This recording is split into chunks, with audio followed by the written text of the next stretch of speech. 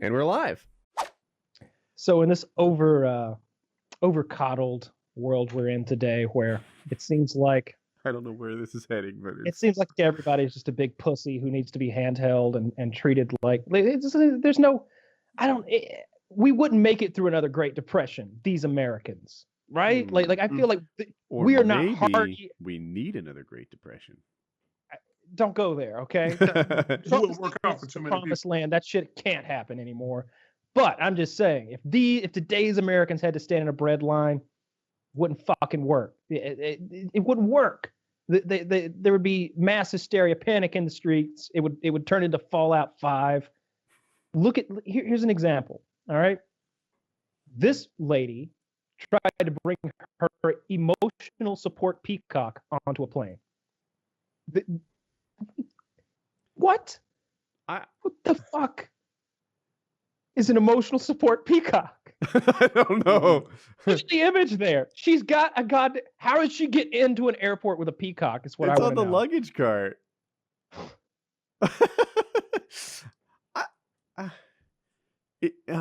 When did these emotional support animals start coming into play? I've been taking flights now for a few years. I never see them on any of the flights, but I'm always on Delta. Is it on a whole different airline?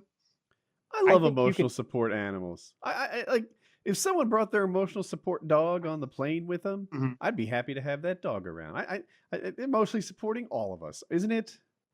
Yeah, a dog is great. Everybody likes dogs. Peacocks are assholes. All birds are assholes. All birds are assholes, but the peacock is especially flamboyant. He is the scum of all birds.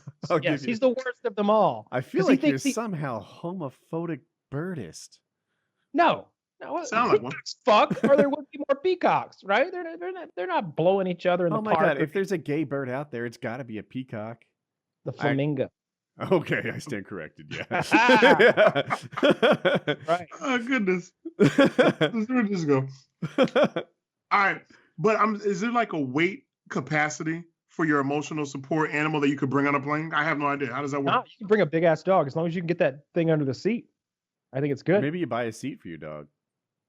That'd be nice if they paid for that shit. Because I've sat next to a girl who had a dog on the plane with her, just underneath her chair in front of her. I'm kind of like, what the fuck? I didn't think this was a thing.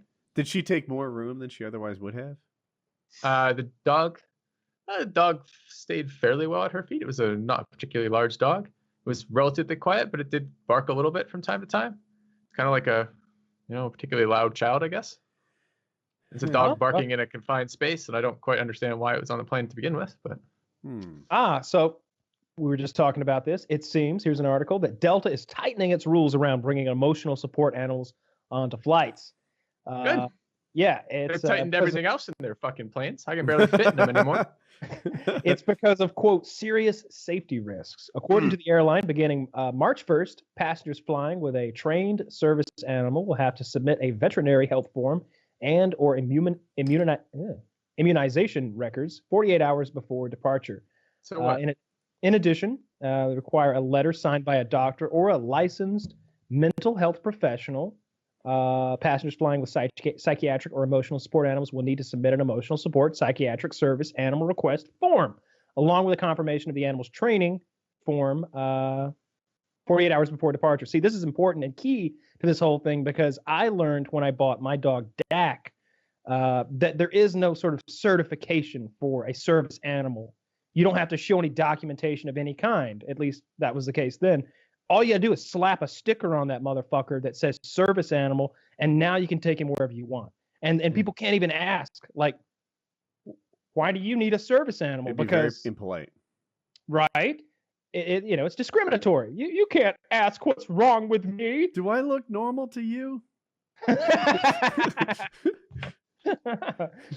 Delta says that it has an 84% increase in reported animal incidents since 2016, including urination, defecation, with passengers attempting to fly with comfort turkeys, spiders, snakes, a gliding possum, and last year, a passenger was bit in the face by a 70-pound emotional support dog on a Delta flight. Jesus Christ. Dude, the emotional gliding possum was my favorite. That's crazy.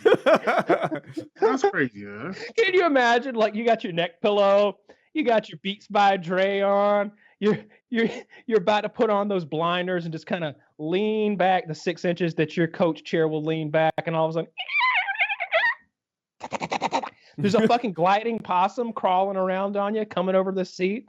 Now the lady's trying to corral it, but she's all fucked up. That's why she has an emotional support possum. I mean, there are no normal people who have emotional support gliding possums. Okay, that doesn't exist. That's by definition. If you have an emotional support gliding possum, you're fucked up. Yeah. She can't corral that thing. I mean, forget even all that. Like, forget the reason why they have it. I just think it's ridiculous. I mean, I'm paying however much extra I am to bring baggage on planes these days, right? To have like a fucking, forget checked bag. They've now started charging you for carry-on bags. So I'm in a little tiny, yeah. Do you not fly very often, Woody? I flew first class last time. Oh, I see. Jackass, but so first world problems for you, not quite the same. You get bags in first class.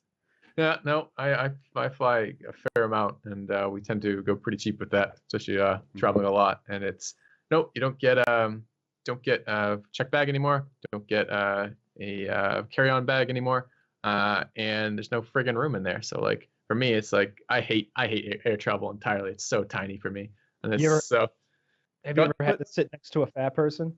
Yeah, that happens from time to time. That's I guess I'm a little bothered by that, but I'm more bothered by the kind of animal tagged along. If they're gonna get to bring their dog and I can't bring my fucking backpack, it seems a little unreasonable to me. Fat person's no joy, but the worst person I have found is the 30-year-old guy used to getting his way. Like that's my least favorite because they only. What's your problem with us? I was gonna say you're not sharing or using the armrest appropriately. If you fucking muscle the armrest, like if you take the back and I use the front, I'm complaining about I can't bring the stuff I need to be on this flight whatsoever, let alone do something on the other side. You're the problem in first class is your armrest isn't quite large enough. In first class you get your own armrests.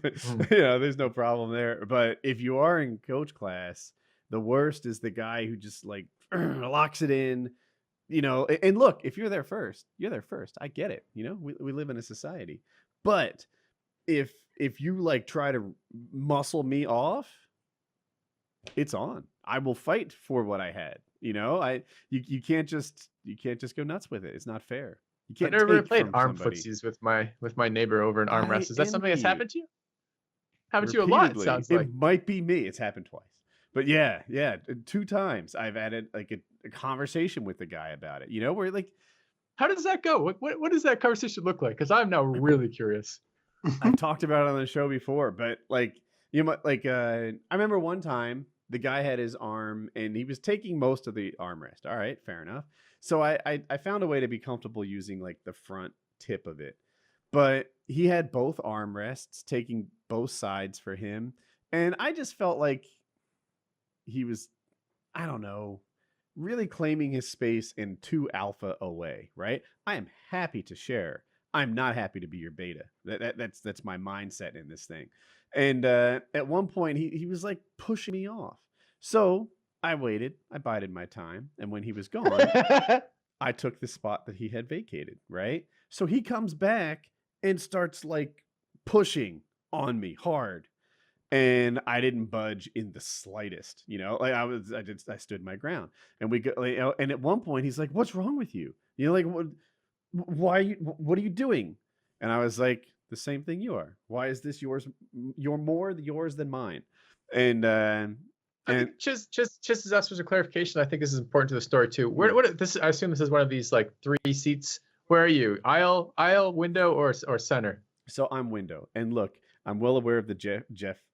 So he's Jim Jeffries center? thing, where he says, the center gets the 2 armrests or whatever. I think this predates that, and also I'm not sure I completely agree. I think that you can split an armrest, that one guy can have the front or whatever, and that. Have you ever considered putting your arm on top of his and interlacing your fingers? Interlace might. No, but I like where you're going with this. Yeah, that's the alpha, right? Mm-hmm. Put yours right on top of his, and maybe just use his. Forget the armrest. Just put it up and use his thigh. Reach around under it like you would your wife's hand, and take it. Be you'll get the armrest. Also, look over and be like, I don't fly much. How about you? This guy had also man-spreaded well into my area. And again, like it wasn't even about the space, right? Because I think I would be inclined to sort of lean on the window, which was my side. It was more about getting alpha, that this guy was taking the armrest. This guy was taking my leg space. This guy was taking everything he wanted. Fuck that guy. Like I'm more than happy to share with you, but I'm not your beta. That's how this goes down. And I'm such an asshole because I think I was actually willing to fight. Like when he started talking to me about it, I was like, oh, are you 3 and me? I'll 5 you, and there's no limit to this. I'm more than willing to choke your ass out on this plane if that's where we head. That was my mindset at the time. I'm going to the fly list in a heartbeat. Yeah. Oh, I know I'd regret it. I know that, but I would not. Was it right after this that you took up paramotoring? I get my own goddamn seat rest. Yeah. No, like I said, it's so many things. Like I'm more than willing to go even on like all topics all over the place. In business, I really like to be the guy that provides 51% of the value. I feel like that's my happy place. That this is a fair deal, but there we are. But for some guy who wants to take over my space, and more than that, like wants to take my elbow and push it off so that he can have that. No, what makes it more yours than mine? I do kind of agree with that. I feel like the type of what you're talking about is what really triggers my wife as well. My wife is a super sweet girl, like very, very, she's a people pleaser, so she's very good about interacting with people and communicating and whatnot. But things that set her off are like the social norm violations. And I think this is exactly that. We're all in the same shitty plane and the same shitty air travel. And the goal of it is not to make it worse on anybody else. And it certainly isn't to take, 10 things that aren't yours and now make them yours, right? Like it's shared space. You have to give and take on that. So I totally understand that sense of like, it's almost what's the word I'm looking for? Entitlement. Like they feel entitled somehow to a neutral space, and that pisses me off too. I felt like I was standing up to a bully. Like that's what's happening between my ears. I think the worst thing as far as flights, I take quite a few of them. As you are, Woody, I'm also in first class. The individuals that feel a need to take their shoes off and not have socks on and their feet start leaning towards my leg, I always shut that down as soon as the individual gets comfortable. You'll say something? I shut it down. You say, put your shoes back on. This is outrageous. I'm like, my man, you got to move back over to your side. Oh, okay. Yeah. You can keep your shoes off, but keep them over there to your side. Because everybody has a sense of like leaning towards me. They won't take the armrest. I haven't had that issue yet. But they will lean towards me, so that foot is coming closer. Now we're gonna shut that down. What would you do if he smelled? Like if this guy smelled so bad that every breath you took, you could smell him, and it was repugnant. That's a rough space. I mean, usually that flight is full seats, capacity maxed out. Mm-hmm. What if you notice it as soon as he sits down? You might take that L. You might take the L.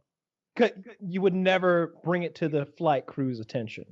They smell it too. It's that bad. This is a hypothetical, but in first class, we smell like roses. This smells slightly of lavender up there.